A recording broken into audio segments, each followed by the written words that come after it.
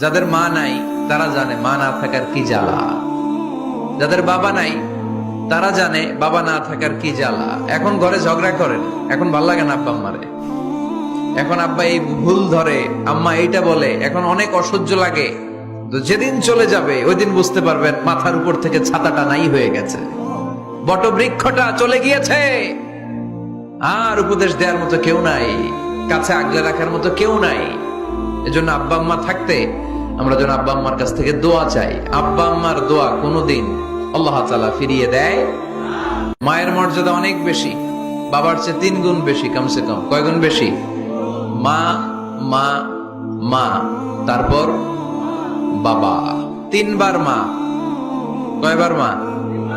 একবার বাবা। তার মানে মাকে ইসলাম দিয়েছে স্বর্ণ পদক, দিয়েছে রৌপ্য পদক, দিয়েছে ব্রোঞ্জ পদক, আর বাবাকে দিয়েছে সান্ত্বনা পুরস্কার।